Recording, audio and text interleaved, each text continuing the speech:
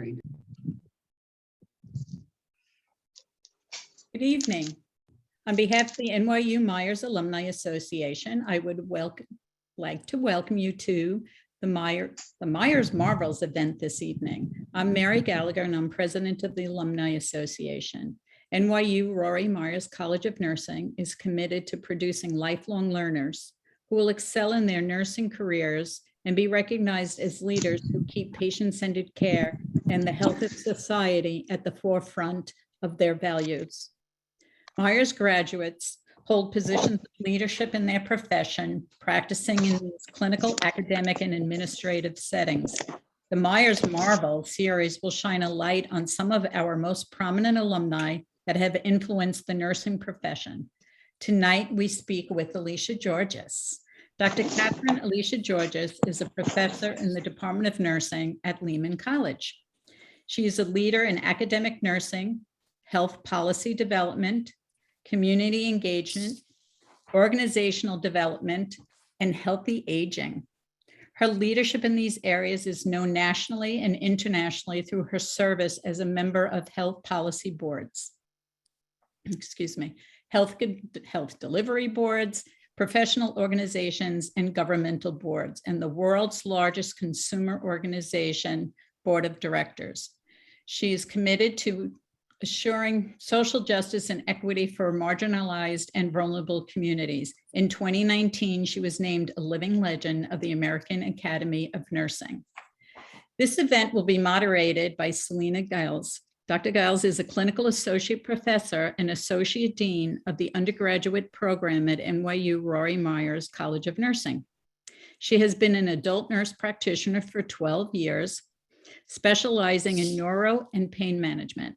She has a strong community advocacy and passion for global health, currently working with organizations aimed to serve the underprivileged and underserved communities in Haiti, Ghana, and Nigeria.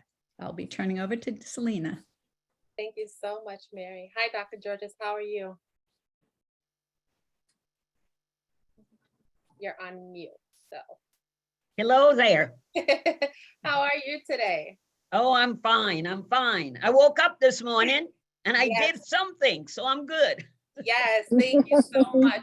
It's really such a pleasure to be able to talk to you today. So I'm really looking forward to our conversation. So we will jump right into it. So can you tell us how you gained your leadership experience working in the community and how that really led you to being a national volunteer president for AARP? Well, would you believe it started when I was at NYU? And I was taking a course in urban planning and development in the then School of Public Administration. It was not called the Wagner School then. And one of the assignments was, you could go to a political or a policy developing group. And so I chose community boards. Now, this was 1971, 72. And I looked it up and it said, oh, you go to the borough president, et cetera, et cetera.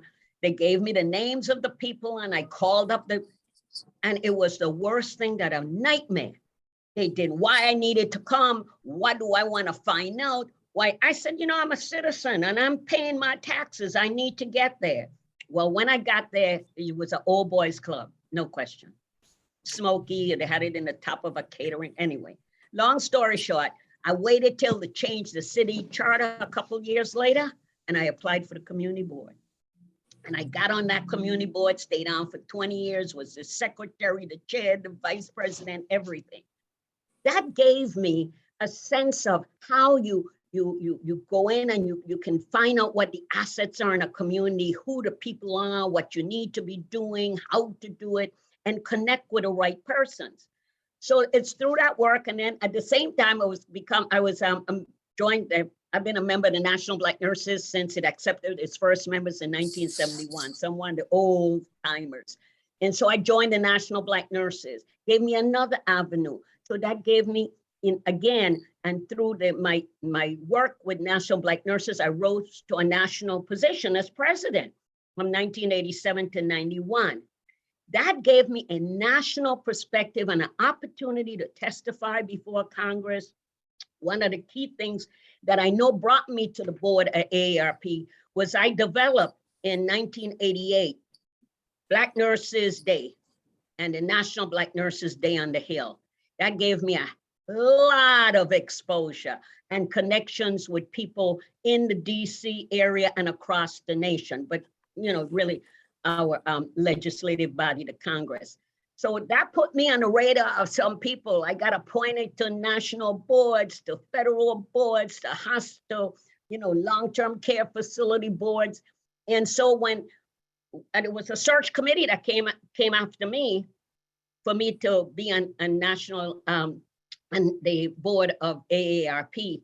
And I said, oh, it's because I'm a nurse. They said, no, you happen to be a nurse, but it also is all the other things you bring to the table. So starting locally and moving up nationally, developing a network of people, not just people in healthcare, but people in all different areas, brought me to the doors of AARP, where I stayed for 10 years. And I was bold. I said, I'm going to be, I said to somebody one day, I said, well, since I ain't going to be president of the United States, at least I can get to be president of AARP. So I made sure I put my and you self-nominate. So I nominated myself. Nobody ain't going to appoint you. You need to nominate yourself. So I nominated myself, like I nominated myself to be on the community board. That's a strategy that we many times in nursing, we tend to, oh, nobody's going to ask me. Oh, do it. Robert's rules say you can nominate yourself for anything. Thank you so much. I really do appreciate you being a pioneer. And it really is so important for nurses to be on boards and really have that seat at the table. You talked about the National Black Nurses Association. As you can see, I wear my pin very proudly. And I've certainly been at those NBNA days on the Hills. Do you want to share any more of your advocacy work that you have done with NBNA?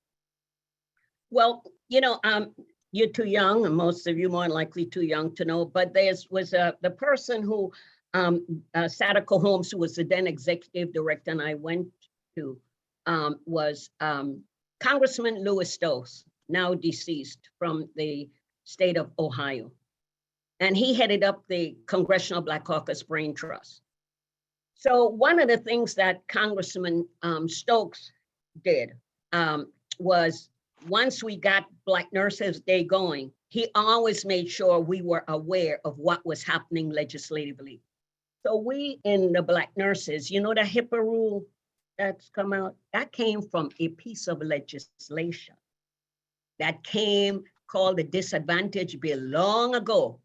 HIPAA was not part of what it was. It was called the Portability Bill. And so what ended up happening was, this is what came from out of that bill. But we in Black nurses worked to make sure it happened. We worked to make sure the funding for health professional workforces got funded. And in our advocacy, we got, well, I knew him from before, but the then Secretary of Health and Human Services, Dr. Louis Sullivan, named 3 of us, Ophelia Long, now deceased, Linda Burns Bolton, and myself, to some key advisory councils in the federal government so that we could be able to advocate. And so I did. And so did Dr. Burns Bolton, so did Miss Ophelia Long. We advocated for equity, even though that wasn't the words in those days. We advocated for that.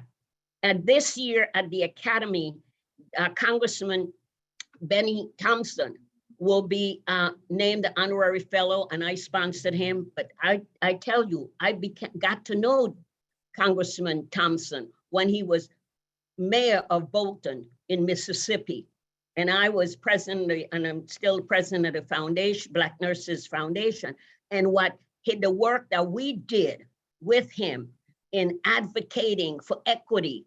And so we worked with him because he introduced the first bill that created the Center for Minority Health in the United States.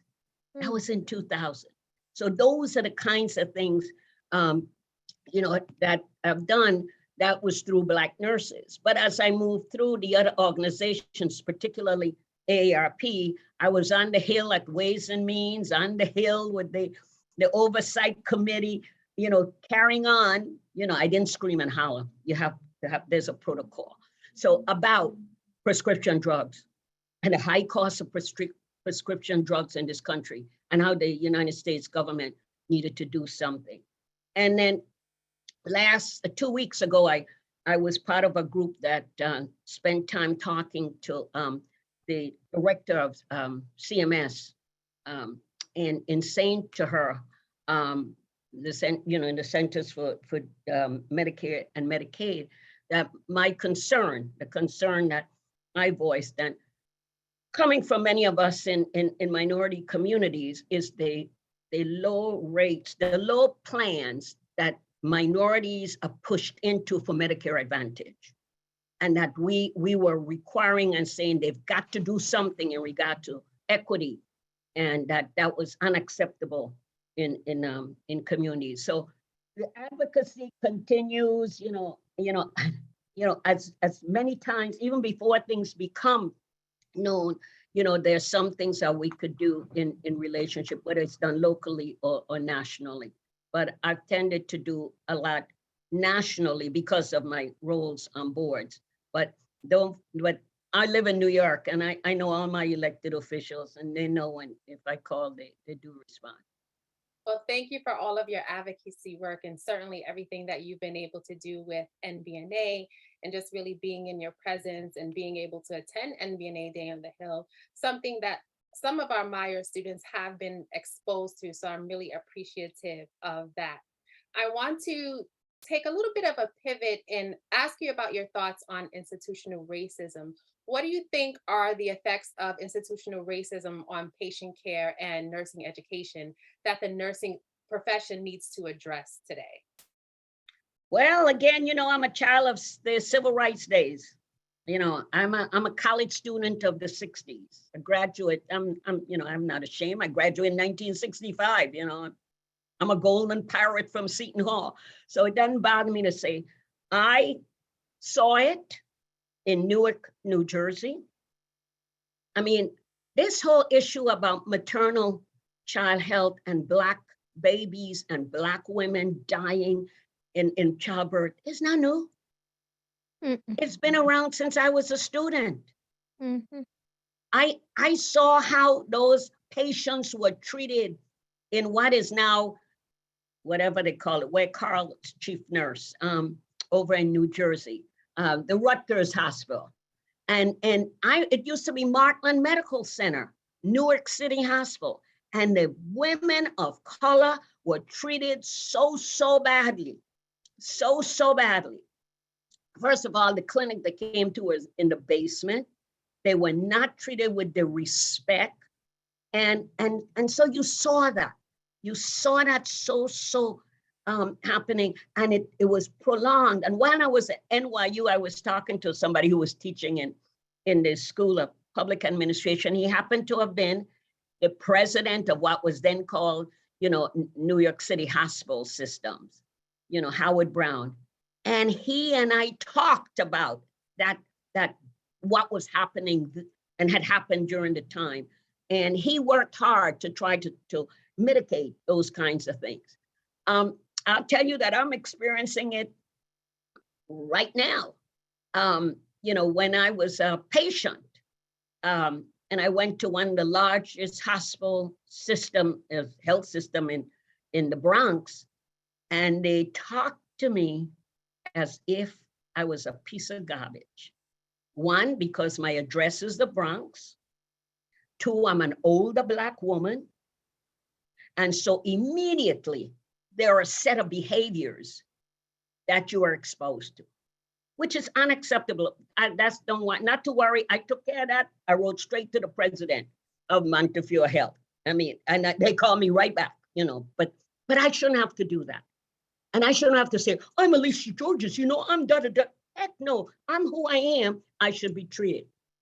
When I came to Lehman College back 47 years ago, the racist behavior was rampant in this college. I tell everybody about it. I see it. It was rampant at Seton Hall because when I was a student, telling you folks ain't material for this, the college of nursing, and and just the way they wouldn't let two of us be in the same group because they didn't want us, and then they made statements in classes like, all the Negroes, and with unwed and all these children. I mean, those were the kinds of things nurse educators were saying to us, nurses, people who were highly credentialed in a Catholic setting, a Christian setting. And it didn't, but that was the way things were going. But here at Lehman, it was very difficult, trying to see when, getting people tenured and promoted, even with the credentials, and you could see it. And once I became a chair 20 some years ago, I would go into a meeting and I did not even read somebody's CV. The words that came out. Well, I don't know if they qualified, because I don't know about their research. And I would say, you're talking about somebody of color, right? I said, you out of place. But that's the way they used to ascribe things. I mean, it's changed over the years. Hopefully, as I said to someone, as I exited, things had changed a lot, but it was not easy. I'm talking about 47 years later. And 47 years of struggling and fighting to get people through a tenure and promotion process where people were impeded because of their race and gender too, Well, thank you for being a pioneer. Again, if it wasn't for you, there would be no me. And so the fact that I can be in academia as a woman of color and certainly want to pay it forward to those that come after me. So thank you so much for really being a pioneer. You mentioned growing up in the civil rights movement.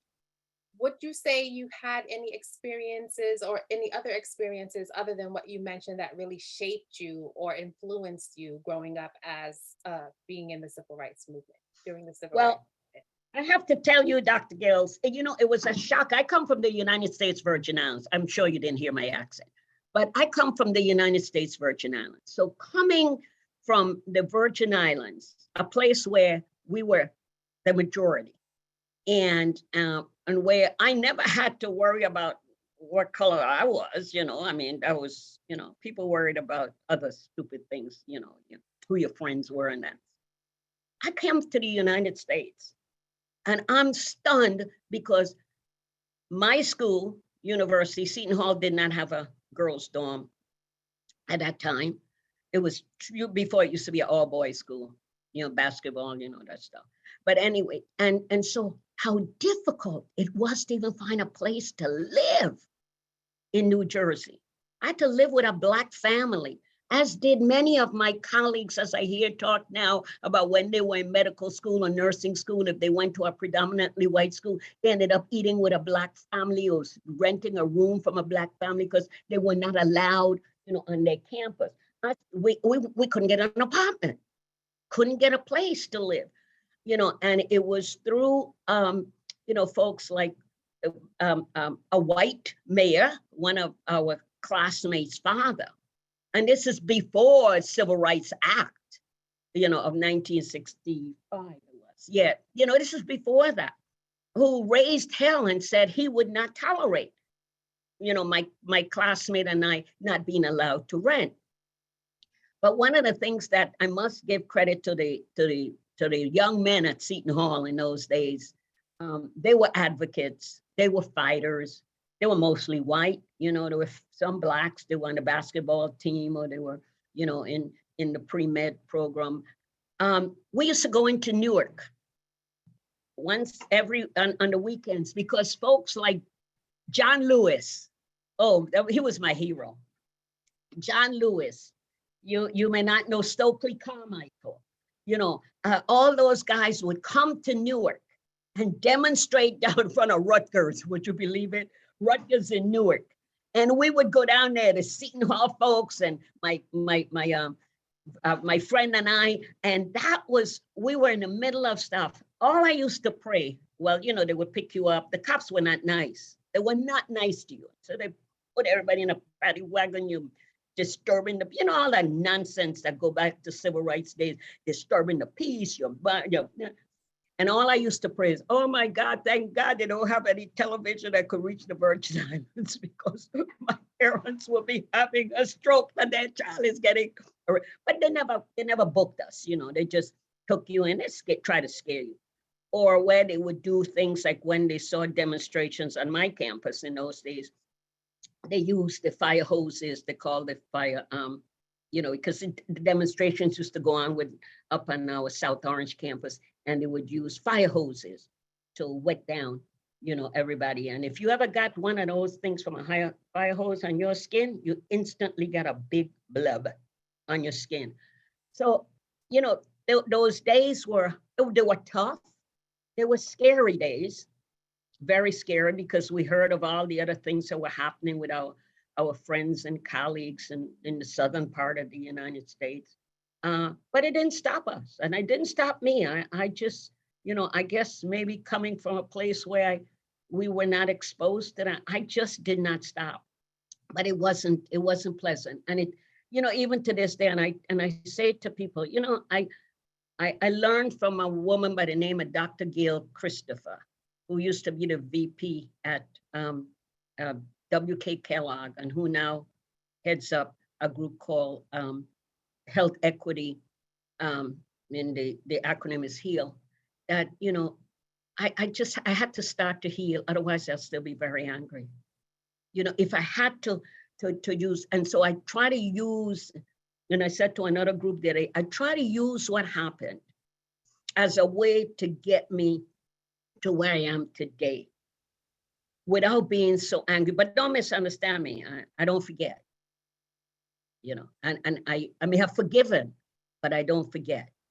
And I try not to be angry, but I will not tolerate what some of the things that I think I tolerated when I was 21 years old. I'm not doing it no more. I don't have to, and I will fight, and I will say it, but I will do it in a different way.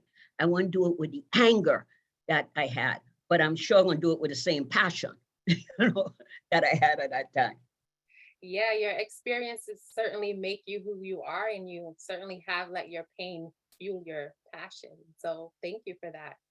You're also very passionate about helping students find their own GPS and making their own way through the nursing profession. So what pearls of wisdom would you share with students and young nurses or nurse managers and preceptors who are overseeing nurses?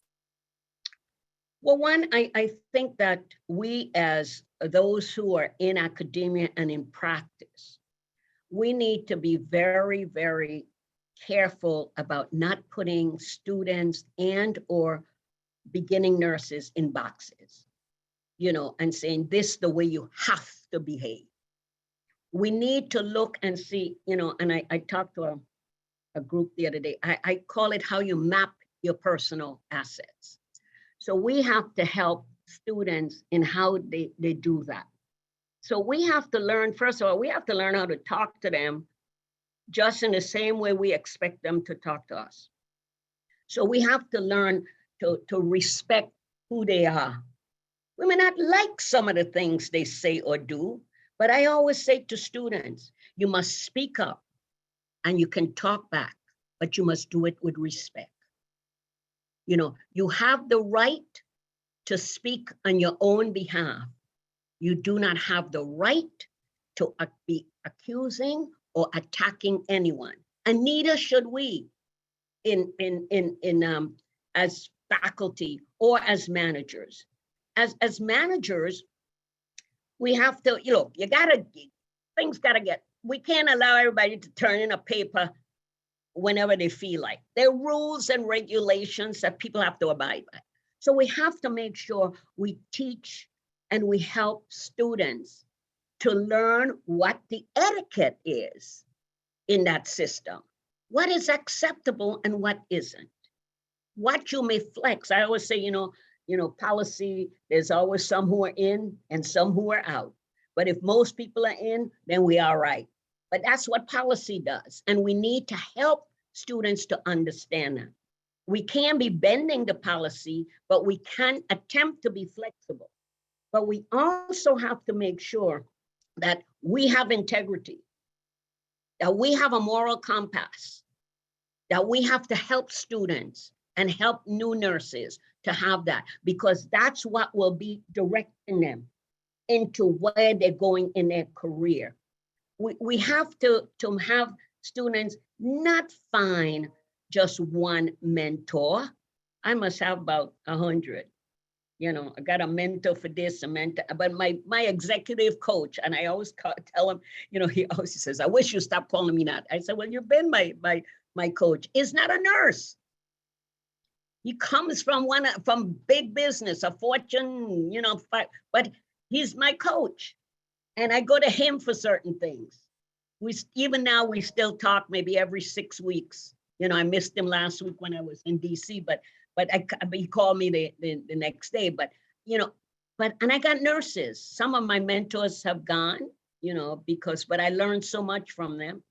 And one of the things they always told me is that, you know, Alicia, remember that, first of all, as nurses, we're not homogeneous. And two, as Blacks, we're not homogeneous. As females, we're not homogeneous. And you have to learn and respect that. And so you have to respect, not just don't see because you're different. Because when I came to the United States, even, you know, people who look like me would say, oh, she's different. And we don't understand her. She got an accent. But, you know, that, you know, the differences are not liabilities, you know, but rather things that we can tap into.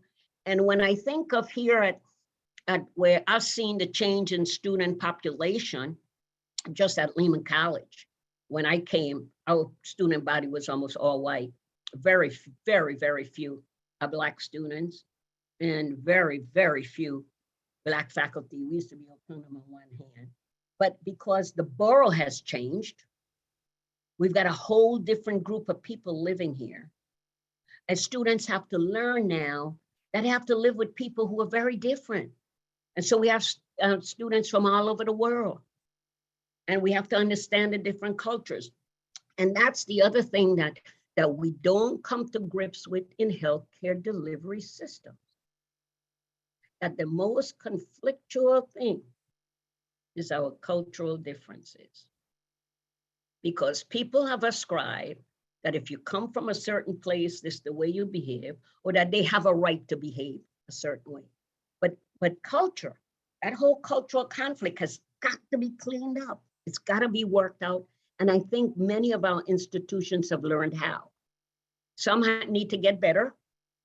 The other thing they have to understand, and we need to teach folks a lot of, is that, you know, the stereotyping, you know, because you're old, you figured out when I graduated from school, you could figure out my age, but, you know, stop stereotyping people. And managers have to learn that too, very, very well. And I said, oh, they come from such and such a school, so they're wonderful. Yeah, right. Or they come from such and such a school, they're mediocre. Hey, they passed the boards, they're here. What's wrong with you? You know, that's something that we have got to get our systems to understand. And that they shouldn't shut out people, you know, out of systems. And I understand the whole thing. I mean, I don't know anything else but baccalaureate nursing, but, you know, but don't shut out people because they don't have what you think is the credential they should have. Make some no less than, and you then need to be able to enhance those skills that they have, you know, and that, you know, not everybody was born to be a nurse. You don't become an expert nurse the day you were born. So don't expect a graduate from our program to have the same, to be right there as if she was there 10 years ago. That is unacceptable. And until we learn to cope with that better, we're going to have a lot of people just walking out on us and saying, I don't need this. But I don't know if that answered you, but but people need to go find you a mentor, find 10 of them if you have to, a mentor for everything. You know, I don't need a mentor to teach me how to cook because I am not willing to learn, and I don't want to gain that skill. But look for a mentor for the things and where you are. You need to know where you're going in your career. You need to set out a trajectory, and then you can get the people that you need to help you along the way. And that's what folks. I know folks who know how to edit, so they can read all my articles before I send them to the journal, before they reject me. Let them read it, because that's people who know how to do that well. Absolutely. You touched on so many different points. I think we've made a lot of progress, but there's so much more that we can do to really diversify the workforce so that our nursing profession, our healthcare profession in general, really mirrors the population that they're caring for. And the key thing that you mentioned is that mentorship. So it's really so important for everyone to have mentors and different type of mentors and really be that individual to provide support.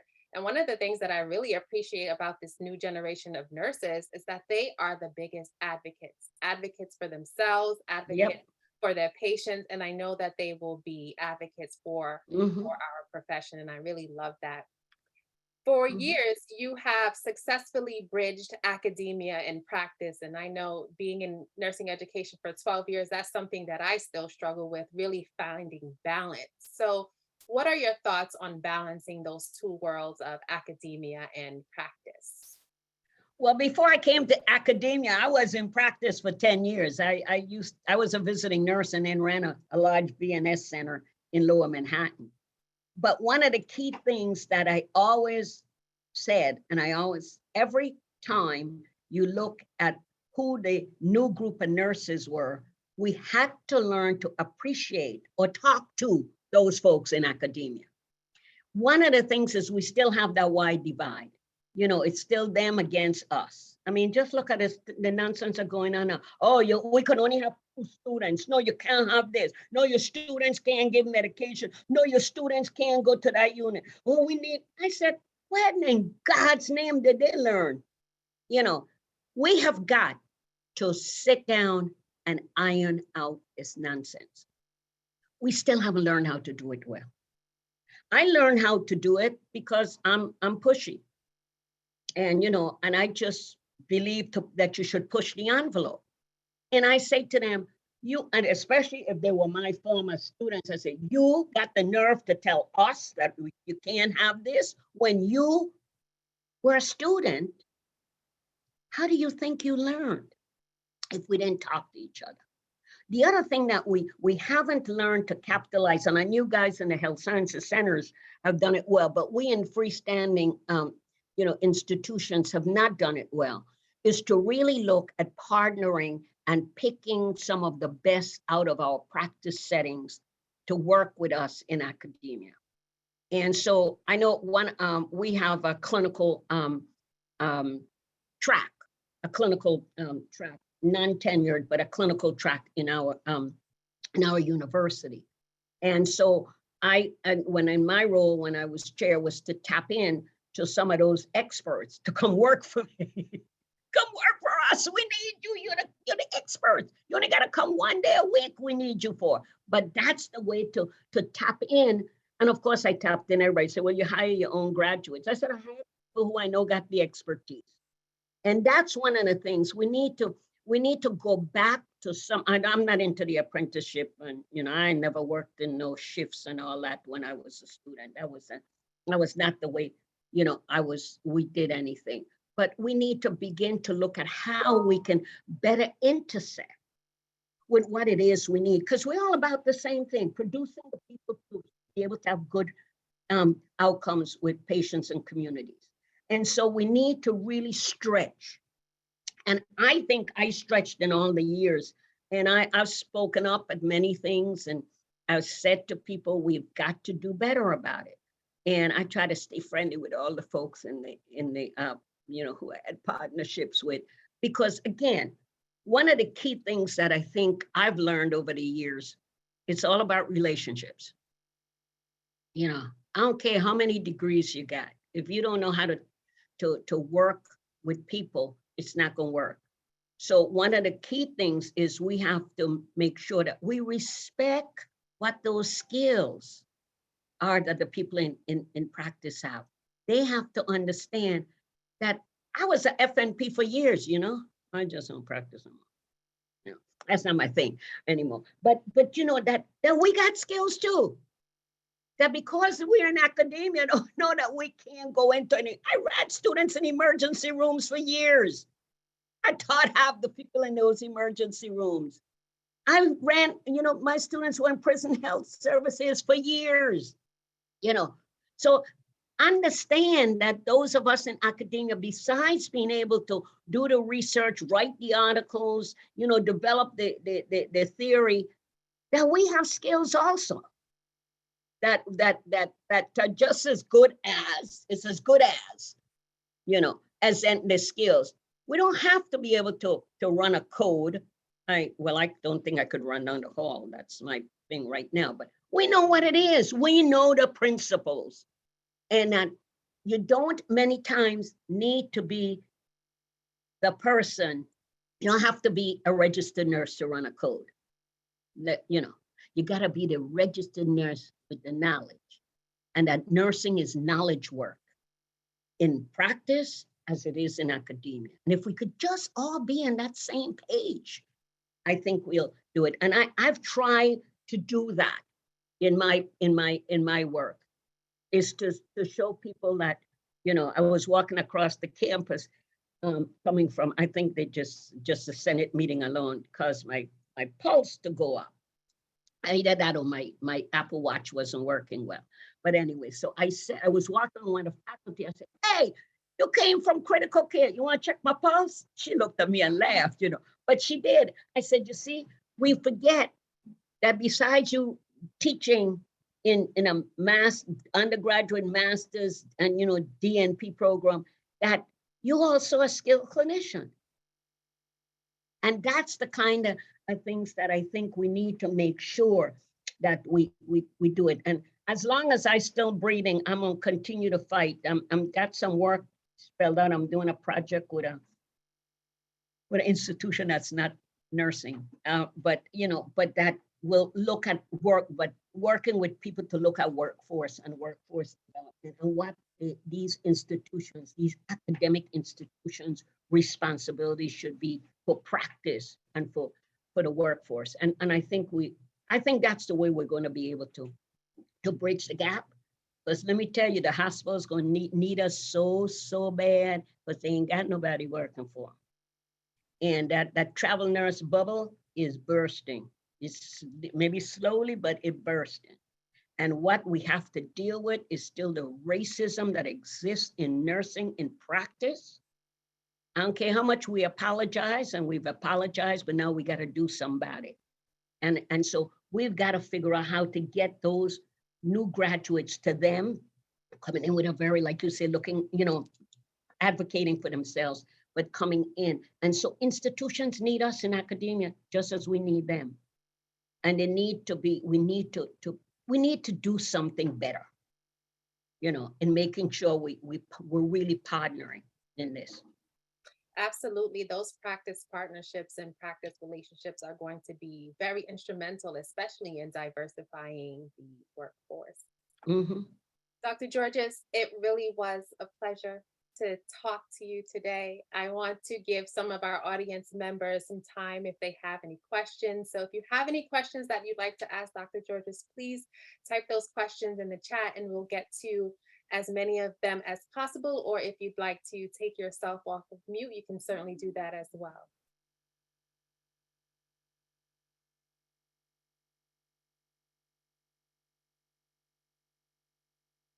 We have a quiet audience today. It's that time of day.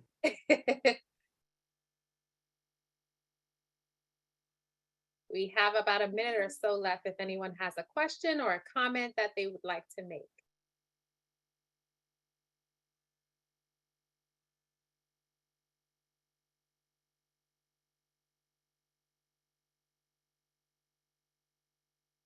Okay. Dr. Georges, do you have any final comments you'd like to make? I want to just encourage, you know, you're getting an excellent, or we have gotten an excellent education. I have. Those of us who are Meyers, or I went when it wasn't called Meyers, but NYU nursing. And that one of the things that I did learn from NYU in nursing is to at least speak up. I wasn't exposed to the horrible things that I was in my undergraduate, but that you need to really look at where you want to be in the next 5 years. Maybe it might be retirement, maybe it might be a deanship, maybe it might be a chief nurse, maybe it might be a CEO, a COO, or start doing a startup business. But you need to have a plan. You can't let it just go rampant. Thank you, Dr. Georges. Thank you, everyone, for joining us today. It truly was a pleasure to sit down and talk to living legend, Dr. Alicia Georges. Everyone, thank you for joining us and have a good night.